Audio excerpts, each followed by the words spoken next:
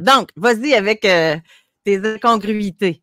Ah ben, il y en a tellement, puis j'ai pas envie qu'on s'assoie là-dessus parce que c'est pas ça que la communauté. Oui, la communauté l'a soulevé, mais je pense que davantage, c'était juste que c'est très loin de la représentativité, de la réalité et que ça va créer des préjudices. Puis je vais en nommer juste un. Les militaires qui sont blessés, qui essaient de retourner. Oui, Marc. Excuse de te couper, Steven. C'est surtout, moi, qu'est-ce qui me fâche, qui me déçoit beaucoup, c'est que ça a été vendu quand ils ont fait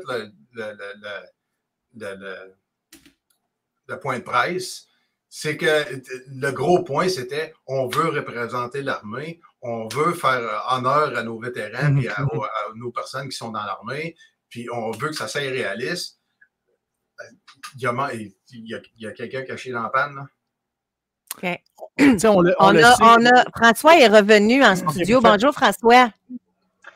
Bonjour, José. Bonjour, mon cher Steven. Allô, François. Merci Bonjour, de participer à l'émission. Oui, bien, c'est la première fois. Bonjour, M. Marc. Écoute, Steven, c'est moi, François, dans la région de Gatineau, Ottawa. José, je t'écoute avec DH. Écoutez, je suis un ancien 22, puis j'ai appris à connaître Steven depuis l'automne dernier. José, tes chroniques, M. Marc, c'est la première fois que je le rencontre, mais tout ce qui est Gatechan, le camp du B, j'ai pas vu la série Les Armées, ça m'interpelle beaucoup. Je suis d'ailleurs supposé de contacter Steven prochainement pour la région de... Effectivement. Puis nous, avant de connaître Steven, tout ça, on avait déjà un projet de recherche clinique pour contribuer aux vétérans. Et puis, chemin faisant, j'ai fait la rencontre de Steven par les réseaux sociaux.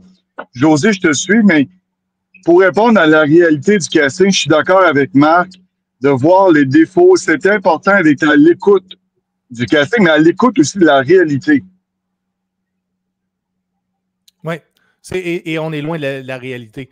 Frank, je ne sais pas si t'es freezé. Non, tu ne l'es pas. Puis ça va être peut-être se corriger. Parce que l'image a figé, François, c'est pour ça. Ça va peut-être se corriger au fil du temps, puis on va peut-être ajouter des aviseurs techniques. Je ne sais pas combien d'émissions on a tourné. La saison 2, s'il y en a une, va probablement être davantage plus proche de la réalité. Je pense qu'ils vont entendre ces choses-là de la part de la communauté, mais ça aurait été important de le dire que ce n'est pas basé sur une histoire vraie, parce que d'entrée de jeu, je disais que ça allait peut-être causer des préjudices au niveau de la réinsertion à la vie civile. Si les militaires et les vétérans ont tant de préjugés sur leur dos, ça peut nuire à un employeur de les embaucher. Ça peut diriger un vétéran blessé vers l'isolation plutôt que de se voir bienvenu dans une société parce qu'il y a des stigmates sur son choix de carrière à l'âge de 20 ans.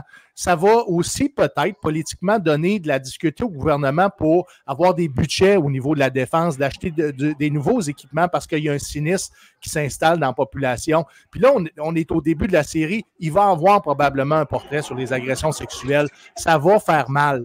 Il y a des gens qui vont être de plus en plus interpellés, des militaires blessés qui vont peut-être réveiller certains traumas. Donc, tout ça a une conséquence, même si on dit que c'est de la fiction, c'est une production privée, on veut représenter... Je vais me faire l'avocate du diable. Je vais me faire l'avocate du diable.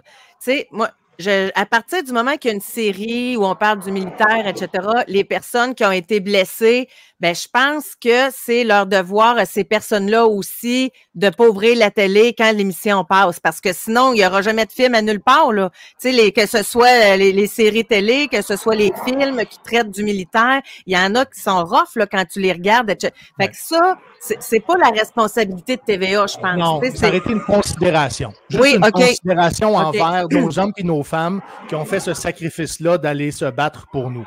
Comprends? Il n'y a pas d'obligation là-dedans. Oui, c'est une fiction, mais il y aurait pu avoir un peu plus de considération pour nos communautés.